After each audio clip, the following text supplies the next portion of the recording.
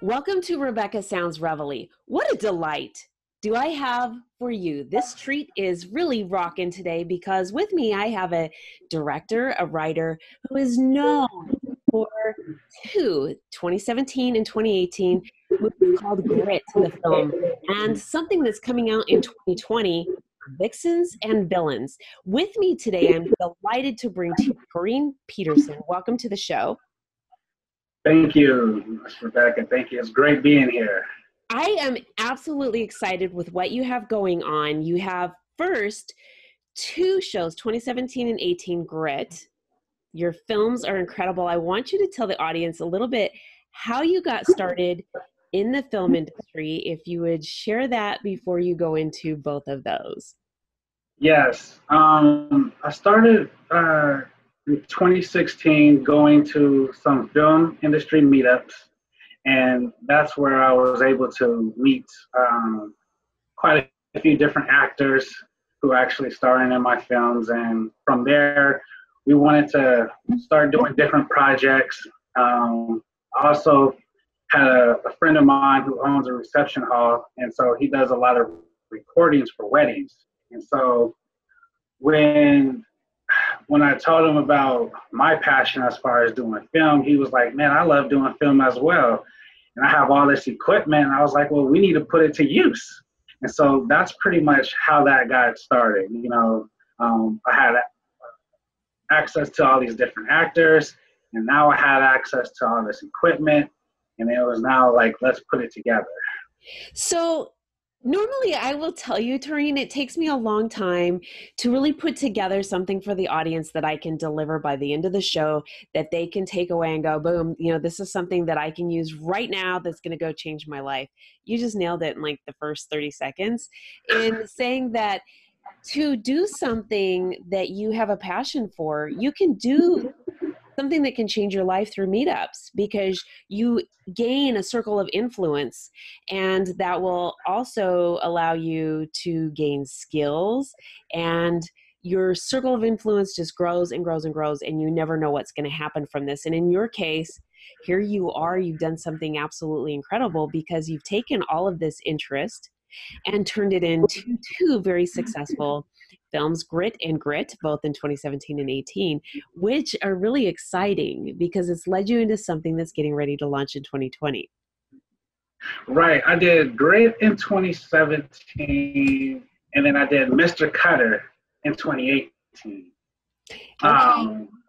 Yes. And both, you know, Mr.Cutter was, well, Grit was like a short action film, and then Mr.Cutter was like my little throwback to the days of Tales from the Crypt. If your audience and you guys remember that from the 90s. I love it. So yeah, I wanted to make a little homage over to like Tales from the Crypt. So I did something that was similar to that. Both came out great. And then from there, I wanted to say, okay, I've done a couple of short films. Now I want to try to do a full feature.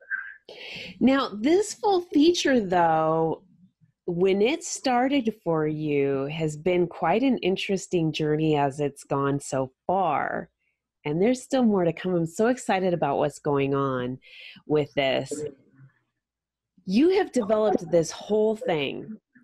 And from what we've talked about off air to where it's at, is just absolutely unreal. Can you share with the audience? I don't want you to deliver everything, because they really need to become engaged with what you're doing, because this is really an incredible film with where it's going, with where it's, I mean, this is just, the journey is unbelievable in itself. And I really want them to connect with you as soon as the show is over, because this is fantastic. But just tell us a little bit, tell the audience a little bit about this, because there is a lot here that is really enticing and is really going to keep you at the edge of your seats. And that's all I'm really going to be allowed to say for the moment. So yes, Vixens and Villains is a detective crime film. It has aspects of suspense, thriller, action, definitely the crime aspect as well. It's kind of a hodgepodge of a lot of my favorite directors, what they did, and then I just put like my own twang on it. But the storyline is pretty much about two private investigators who are hired by this lady who's looking for her missing sister. And when they start looking into the investigation, they uncover a conspiracy that involves organized crime, corporations, and politicians. What is really cool with what you just shared is that for someone who says, "Oh, I really don't like just crime movies. I like this." It's going to fit in that genre. You can still come see it. I really don't like that genre. Well, it fits into this one. There's going to be something in this film that you're going to like.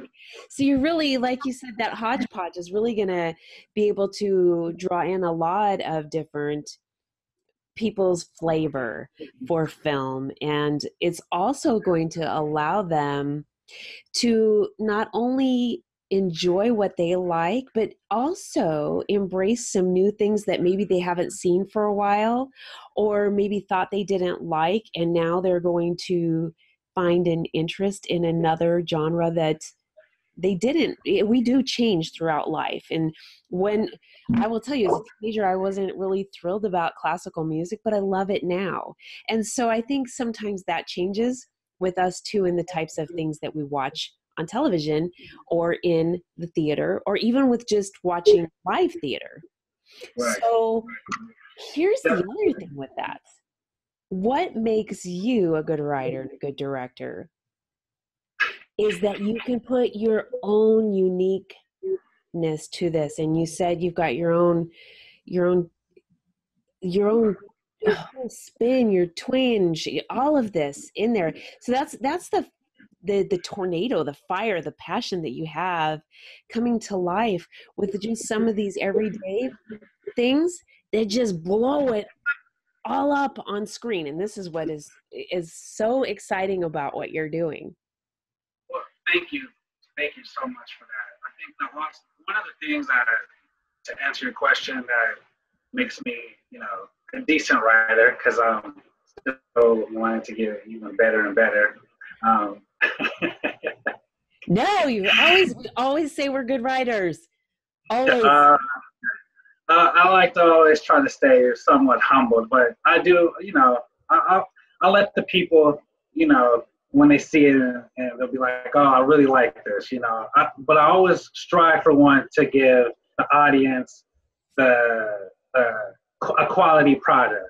And so, with that said, being at least a very, a good writer is, the qualities of that is actually doing research.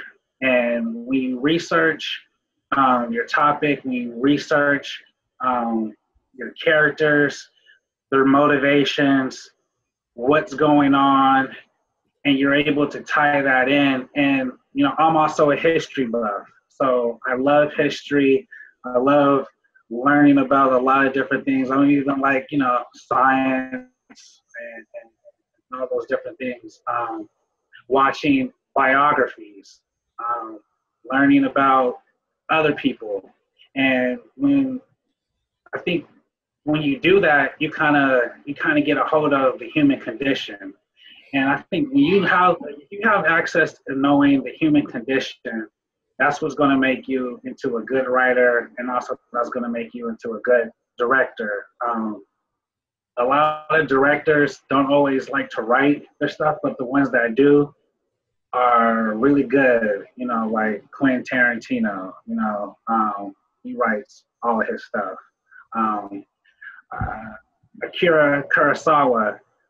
He's a Japanese director that was back in the 40s and 50s, and he had something. I saw a YouTube video about him, and he was talking about how his students would come up, and knock on his door and say, "Hey, I want to be a great director like you. What is the key? What's the secret sauce? What's the secret ingredient to it?" And he thought that they was going to say, "Hey, it's about composition, or it's about framing, or it's about blocking your actors, or it's about." And he said, "No, you need to write. You need to write. You need to write. You need to write." And when you do write, that allows you to go into the mindset of your characters, and so that you can understand about drama, you can understand about motivation, you can understand about heartbreak, you can understand what makes those characters tick.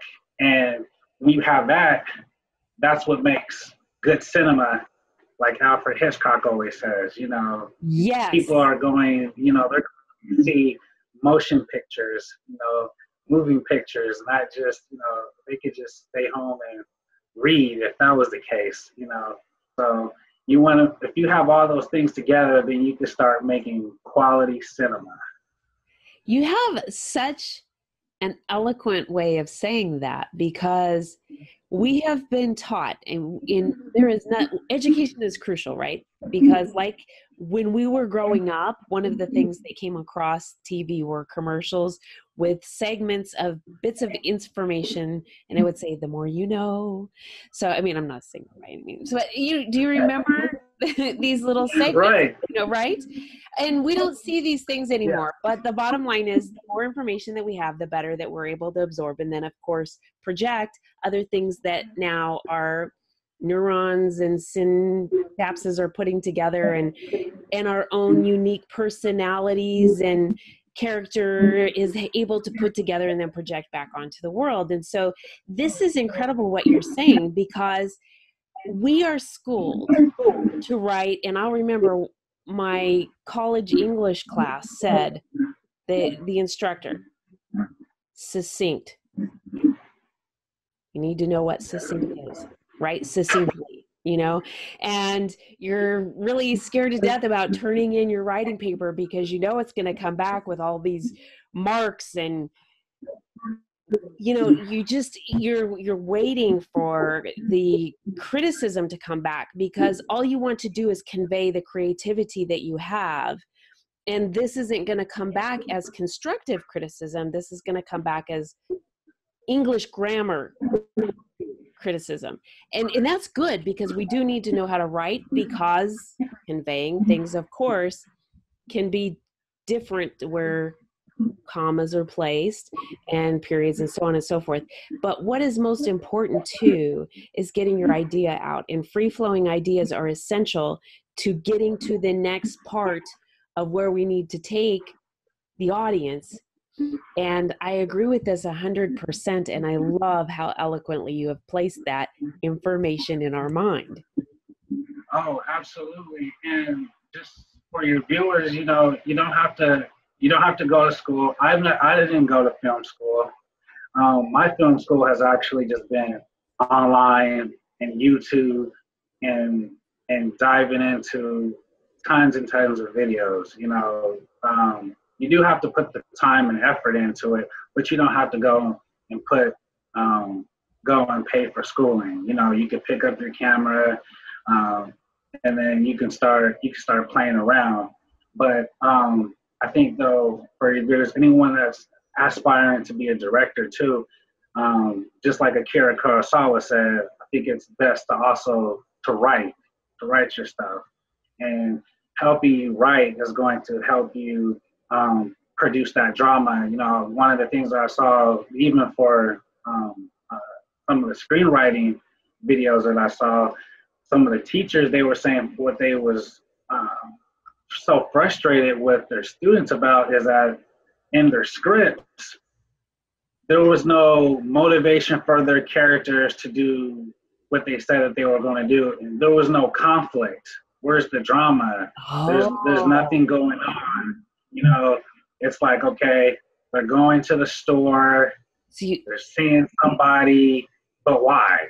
What's going on? It's just there was no. there was no motivation for the characters to be doing what they're supposed to be wanting to do. And I think that's important. You got to have motivation for your characters. You got to have it so that and for that motivation, you got to have drama. So even if it's something simple like going to the store, okay, maybe they run into a bully, and then now they're either going to have to do two things. It's either fight or flight, and then that's building up the drama. If they decide to fight, then you say, you show how they was able to get away, and how that bully was able to still want to probably chase them down. There's drama and conflict with that. If they decide that they want to fight, probably it'd be best if it's in the opening scene, if it's in your first act, that they probably get beat up, so that you have your character, so that the next time, they get beat up, then they might learn. It's like the Karate Kid story. They get beat up, they learn from the master, and then at the end, they're able to see that bully again, and they're able to take him out. So yes, these are things that we always see, but it was crazy that screenwriters were saying that they were having trouble like getting these ideas for their students to learn. Okay. With me, go ahead. Well, it's interesting you say this, because this is kind of sad. First, when you were talking about being self-taught, this is totally something I support, because I learned so much through my own reading and education. So did Abraham Lincoln and some of our other presidents who were also self-taught lawyers. They didn't go to law school. So if you want something, you can achieve it. It doesn't have to be if you can't afford or whatever. You can achieve it. But it's really interesting that you talk about this, because I want to do a little bit of contrast and compare, and this is in the writing area, right? So creative writing is what we want to do to really bring to life something. And when you're going in certain fields, such as like in the field that I was in, law enforcement, you really can't have a lot of creative writing. It's the facts. And I have a colorful palette when it comes to my writing. So right. when I started writing police reports, it was kind of like, there's a little too much fluff here. You kind of need to just stick to the facts, ma'am. And so there are times certain things are needed and sometimes they're not. But here's the thing. We need to be educated on different terms and knowledgeable on different things so that we can convey through expression, through the words, expressive words, what we want to come across. And in the terms of film, if we're going to write something, those words are important, because when someone goes to pick it up and direct it or produce it, and it's going to come to life on screen, somebody else needs to be able to capture that visual through the camera and convey it to the audience, right? So it's important. Well, that's a yes and a no. Okay. And I'll tell you, a lot of that's why Stephen King wouldn't be a good screenwriter, because Stephen King he's a great novelist. And see, there's a difference between the novelist and good screenwriters. When you're a screenwriter, unless you're writing something for your own film, like I've seen with Quentin Tarantino, his scripts can be full of detail because he knows that he's going to direct them. But typically, when you're writing a script, you want to just say the main aspects and the main points. And then the director then they take their own vision from what you said in the script, and then they apply it. So you don't, like, for instance, if Stephen King was, when you read a Stephen King book, when he goes and says like a character into the room, he's going to talk about everything that was in that room. He's going to say, Yes. you know, what the wallpaper was looking like, what magazines were on the desk, you know, what year those magazines were, you know, so forth and so forth. As when you do a screenplay, you just kind of give a little bit of, you just say the character went into a room, the room was nicely laid out, there was some magazines on the table. I mean, if the magazines were important fact, but you would just pretty much say, he went into an office, it was immaculately laid out. And then, unless there's some other details, you wouldn't go necessarily into those other details. One of the main reasons why you do that as a screenplay writer is that directors and also executives, they don't have time to read all of that. They just want to get to the meat and potatoes of what's going on. So if there's so much in the description part, they're like, I'm not trying to read a novel. Mm-hmm. And then you have to condense your script too. Most people, you know, executives and directors, they're used to, unless we're talking about something that's going to be an epic, like Saving Private Ryan or something, or Schindler's List or something on that level, you want to stay in that sweet spot of about 114 to about 125 pages, because that's going to be typically like the hour and 90 minutes, 2 hours of movie time. But when you have so much detail in that, and you have 10 pages in this just description, they're going to toss that script, or they're going to give it to somebody else and say, can you break this down? You know, they're going to do one of those two things. So being a good screenplay writer, it's funny, less is better. In novels, more is better. See, this is a really good thing that you are able to share this with me and the audience, because for those who've thought about writing, whether it's going to be going into a novel format or whether it's going to go to be doing a screenplay, and there's a lot of people who say, I want what's in my head to become a film. I know it's going to make a good movie.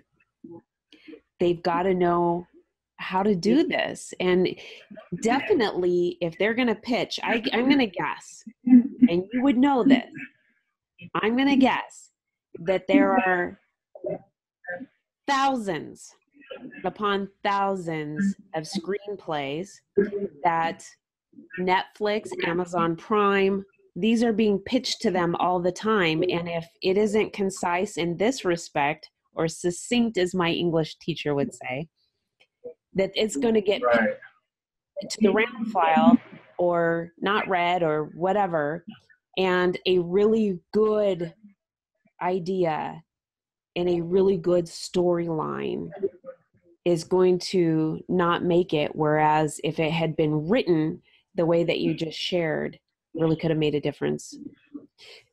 Yeah, absolutely. Absolutely. Those things will, because since they're reading so much, there's a script format.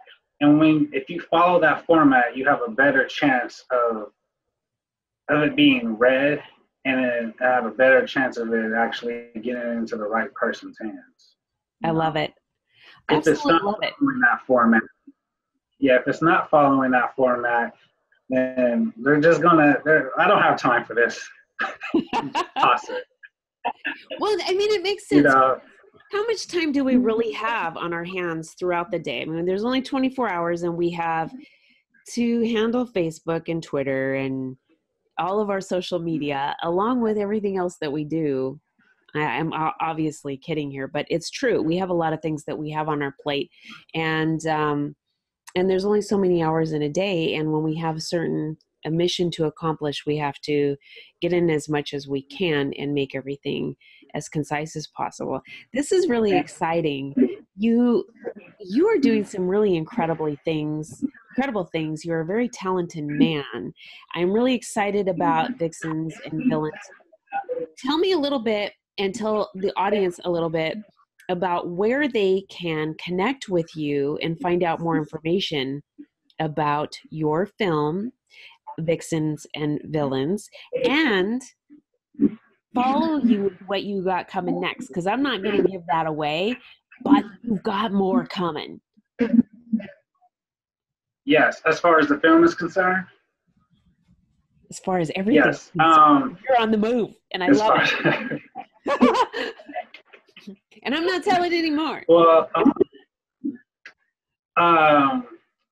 well, let me tell your audience a couple other things about Vixens and Villains too. I know in the title, you automatically know with Vixens, there's going to be beautiful women, but there's also, I have it where I wrote a lot of strong female character roles, and some of them are some of the ladies are good, some of the ladies are actually bad, but I have it. A lot of the action sequences and fight sequences are actually all done by the ladies. So that's going to be, it's going to be on some Kill Bill type stuff. Yeah. So I have a lot of the women that are going to be getting active on screen. So that's going to be a little bit different than what people are accustomed to seeing.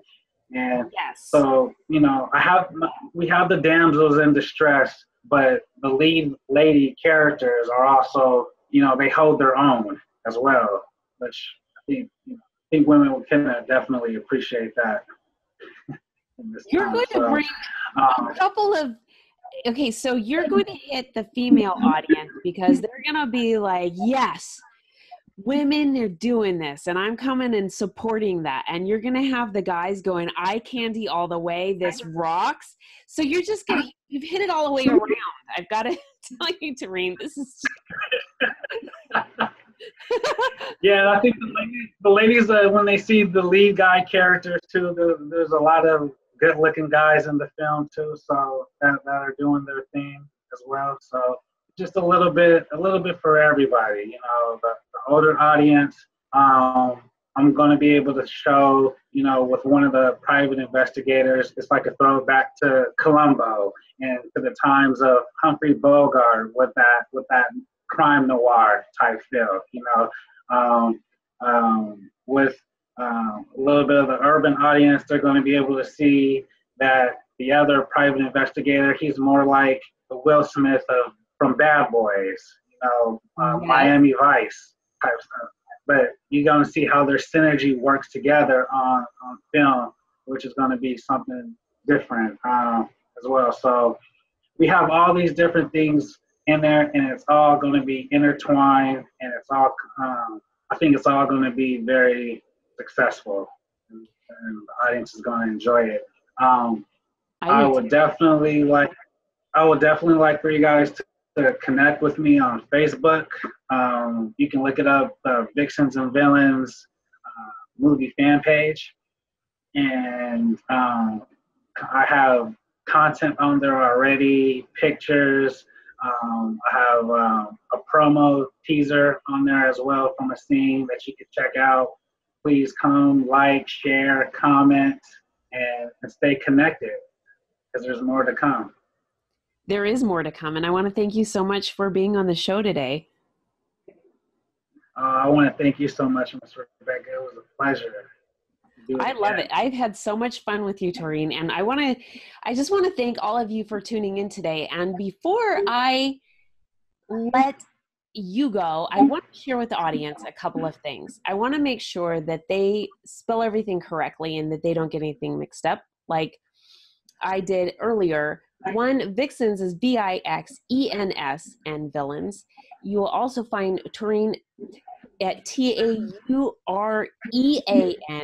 and that's Peterson with one T, Peterson, and he is on Facebook. You'll find the Facebook page also there, and anywhere else on social media, IMDb. You've got to check this out. I want to thank you all for tuning in to another episode of Rebecca Sounds Reveille. As I always tell you, thank you. I do appreciate you tuning in every week, and I ask that you share this with your friends, your family, your coworkers, everybody that you know, and even those you don't. Thanks again.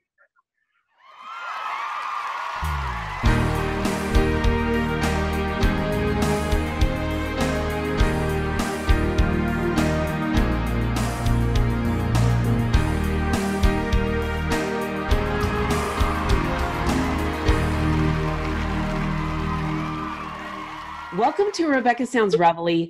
I have a show today that is going to really be of interest to you because I have with me a returning guest who's a financial expert and the Rebecca Sounds Reveille financial expert who is, like you said, a returning guest and a regular guest. He's been with me on and off for quite a long time over the course of the last couple of years. And today we're going to talk about some very important issues that are really going to be crucial for you to pay attention to because they are going to directly impact your finances or the direction of your finances.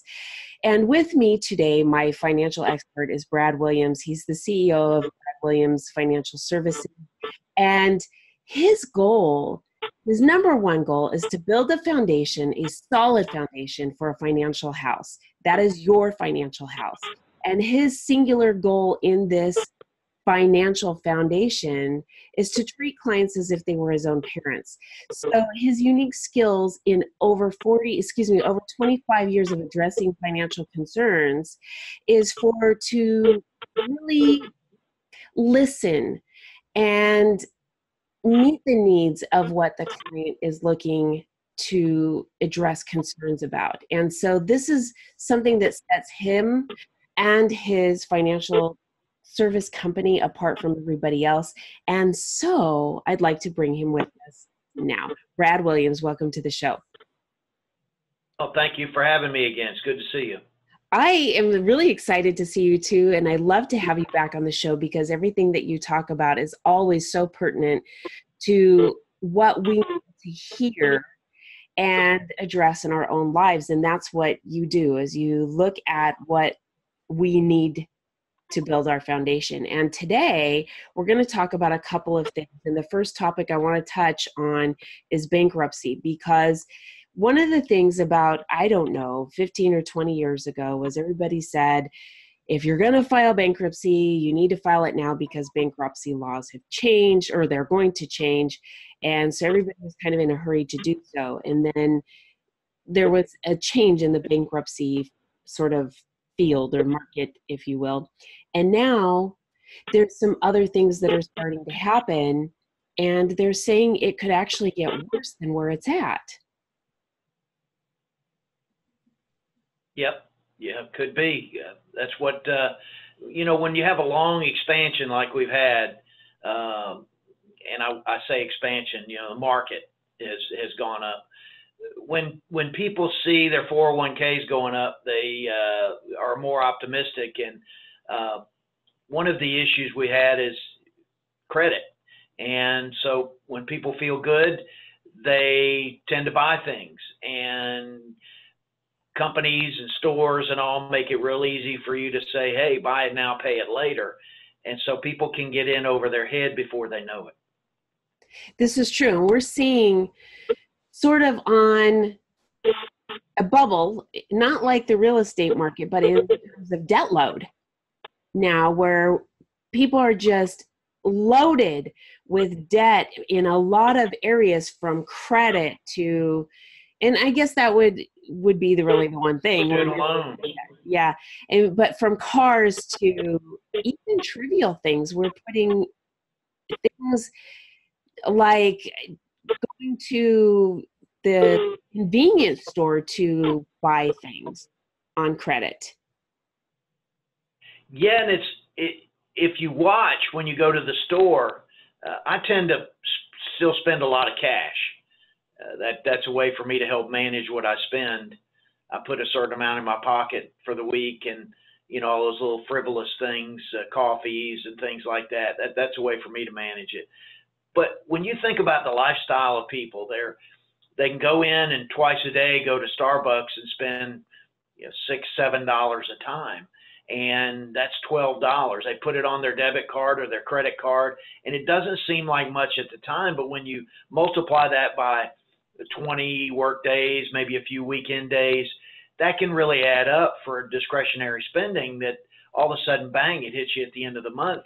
And if you've done that in other ways as well, you've gone to restaurants and, you drop $15, $20, $25 down for lunch. And so often, I see it in a lot of my clients. When they retire, they tend to eat out more because it's more relaxing. Well, if you can afford it, it's great. But if you're doing it just out of convenience and you're not really watching the dollars, it can add up quick. That is really a good point, because especially when you get into an older age, or if you have a situation where you end up living alone, sometimes outweighing whether eating out and cooking for one person or buying groceries and wasting food because it doesn't get eaten is something else to consider too. So yes, you're right. And I've experienced that myself. And so you just have to find the best values you can get for meals and control your meals. Maybe eat some cereal for, there's many times I go home and I just have a bowl of cereal for dinner because I tend to eat with clients for lunch. So we have a decent lunch. So, but just, it's all about managing what you've got going on. And so many people, they just wake up, they put it on the card, and then all of a sudden, bam, before they know it, that card's got a lot on it. And then when you throw in the fact that it's so easy. When you used to shop before, you had to go to the mall. And you go to the mall and you wander around and you might see some clothes you like, some trinkets you like, and you may buy, you may not. But you actually had to physically get up, get in the car, and go to the mall. Well, you got the mall on your computer right now. And yes. So you can get on and you can buy, and Amazon makes it so easy. I'm a voracious reader, so I buy a lot of books on Amazon. My wife always wrinkles her brow when the Amazon box comes on the front porch because, Brad got some more books. But it's so easy to just get online, look at what you want, click on it, and, you may already have your credit card saved in there. And so I tend to buy the books that I buy with the American Express points I accumulate. So that way I'm not spending cash on it. That's just money I've accumulated as a bonus, so to speak. So, Yes. You just have to look at things. If I want my pleasures, how am I going to pay for them? And then manage how you pay for them. Well, that's a good point, because there is a lot of rewards that different agencies offer, from American Express to Visa, MasterCard, as well as there's apps out there that are offering different types of rewards for making purchases through their app, or even different sites like Mr. Rebates or Ebates and things like that, so that you are actually starting to at least have a little bit of something where you get something back from your spending. But that ultimately doesn't take the major heap of frivolous spending away from what we're doing. And so one of the things that is really interesting, and I know that this is, one of your numbers, that from July of 2018 to 2019, there was a surge of 3% bankruptcy filings, which was a total of 64,283 filings that was up. And the total overall bankruptcy, and that was US wise, the pace was exceed over 777,000 for last year. These are huge numbers. And some of the things I think to go along with this that you're saying in reference to how easy it is, the clickable spending, how easy it is in reference to this, is how we can look at debt as throwaway also. I can go to a bankruptcy attorney, file for this, the debt's wiped free, and I'm issued this brand new card, and I can go ahead and conduct my spending the way I did before and get in debt again. Right. Credit's easy. If you pay your bills on time, it's pretty easy to get credit. and you can abuse that real quick. You've just got to manage it. One suggestion I would make to people is, one thing I do is, if it's something that's optional, I might think about it, maybe even put it in my Amazon basket, and then just not execute it, and then come back 2 or 3 days later. And if I still feel the need that I've got to have whatever that was, then I'll go ahead and get it. But maybe put a pause in there. Ask yourself, this would really be nice to have, but do I really need it? Well, let me think about that for a couple days. And I think what happens with me is that oftentimes I'll come back and go, yeah, it sounded good at that moment, but I can probably do without that. I can make use of something else. So it's just controlling your spending. And I think too is, as we get to they're pushing on recession now. Some people are saying with the inverted yield curve, I don't know that we're going to have a recession yet. But the fact is people have felt good for a while, and when they feel good, they tend to buy things. They have a normalcy bias. And what I mean by that is that things are going good. I've got good job prospects. Maybe I got a promotion. Maybe I moved to another company, or moved to another job, got a nice raise. And, like that old song from the 80s, the future's so bright, I got to wear shades, if you remember that one. And so they get in this normalcy bias that's always going to continue. And so then they start acting like they have that money already, instead of the fact that it's coming over time. And so they get into trouble that way. So I want to talk about this, and it'll lead us into the inverted yield. In fact, some of the things for us to think about is that this is something that we usually think about spending as a personal issue, that this is a direct issue with me and my family, or me and myself, and it doesn't affect anybody else. Well, in all reality, it does, because our spending has a direct impact on our economy, and our lack of being able to pay for it has a direct impact on our economy in many ways. And one of them is higher prices. If you don't pay for it and the creditor doesn't get their funds, they will increase the prices. So when we're talking about the economy as a whole, now we're looking at some things that you're going to talk about here in a second, referencing inverted yields and referencing the recession or potential recession that we could be broaching upon. And one thing I'd add to that is, you hear a lot of people talk about, oh, we need a living wage. Oh, we need a $15 an hour minimum wage. And you've got to really think about that, because I can tell you a story that happened back in the 90s. I used to go to this one little quick restaurant here, a regional chain, and I would have breakfast there. I was working in such a way that every morning I'd show up there, and I'd get there for breakfast and read my paper for a little while before I went to work. And I'd come in and I'd order the same thing. I'm a kind of a creature of habit. And so they got to know me there, and I would come in and they'd have it ready for me, and I'd give them they'd see me pull in the parking lot, they'd get it ready, I'd give them the exact change, walk over, sit down, read my paper. And then they raised the minimum wage. And the next time I came in, the manager was waiting on me at the cash register. She says, well, we've had to increase our prices, and so we just want to let you know that, it's gone up this. And I said, great, that's fine. I gave him the money and moved on. And I sat down at my table and I chuckled to myself, because here you have these politicians saying, I'm going to help you out by raising the minimum wage. And what happens is prices just raise. Right. So if you raise the wages to $15 an hour minimum wage, it's not going to help those lower income people, because there's just going to be a corresponding increase in price that's going to eat up that. And it's like what a lot of retirees say about their Social Security raise. Well, yeah, I got a raise in my Social Security, but my Medicare went up too, and it pretty much washed it out.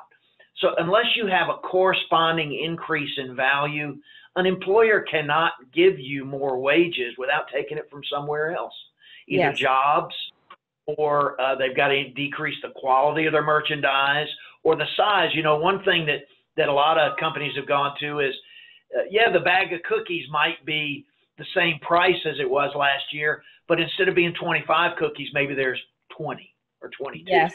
So yes. they've reduced the amount in there to keep the price the same so that people don't feel like that they've had a price increase. But you cannot raise wages without a corresponding increase in value. And I think that's the fallacy that a lot of people are buying in this talk of a $15 minimum wage. Mm-hmm. Mm-hmm. Well, that makes a lot of and sense. And that affects the lower income people the worst, because they're you take somebody who makes $100,000 a year, if you raise the cost of their hamburger 50 cents, they're just going to blink and reach in for another 2 quarters in their pocket. But you take a lower income family of 4, it may mean the difference between they go to McDonald's or not. That's true. And so, you gotta remember that. That is very true. So the audience may not be familiar with the term of inverted yield. Can you share with us a little bit about what that is and how that affects us? Yes, when you have a yield curve, and obviously you've got the shorter term, kind of like CDs. You get a year CD, it pays one thing. You get 2 years, it pays a little more. You get 5 years, it pays a little more.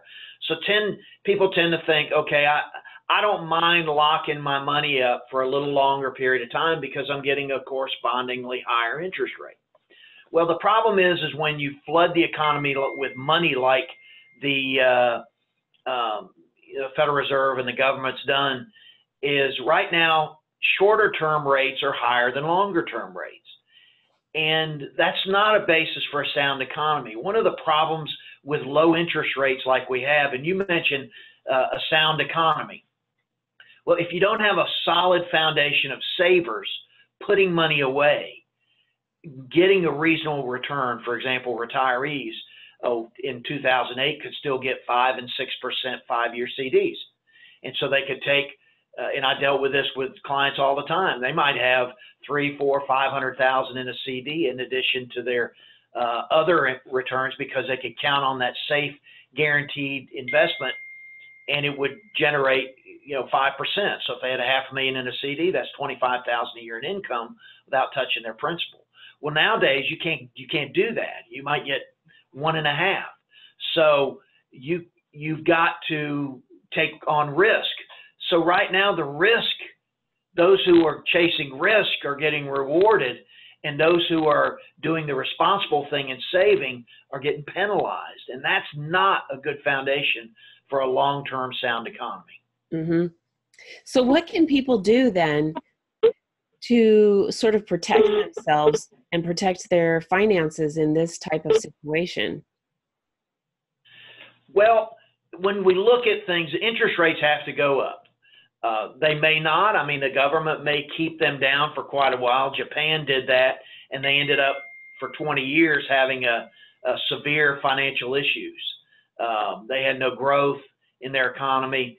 And right now, believe it or not, our interest rates are some of the highest in the world, and we're the safest economy in the world. And that just doesn't, that doesn't make sense, because right. When you've got somebody with a 500 credit score, they're going to pay one price for a car loan, where somebody with an 800 credit score is going to pay a lot less interest rate. So it's kind of reversed.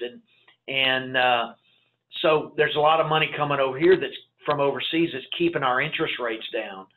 And we've got to have a more normalized interest rate, like 10-year treasuries average about 4.5% over time, even though that we've had times like in the late 70s, early 80s, where they were in the 14 to 15 range. That's when you saw home mortgages running, 18, 20%, which was a nightmare for those in that industry.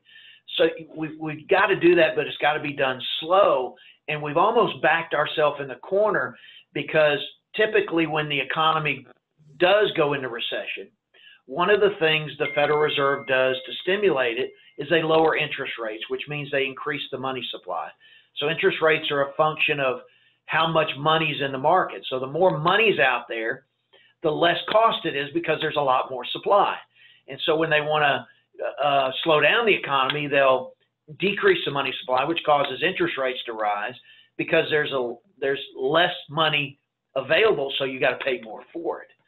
And last fall, when we saw the 10-year Treasury spike up to about 3.2, that's when that last quarter stock market dive happened, because the market is so addicted to cheap money now that when it saw it was not going to get any more, it threw a tantrum and people started selling off and getting doom and gloom. And then when they backed off, that's when we saw the rebound in the first part of the year.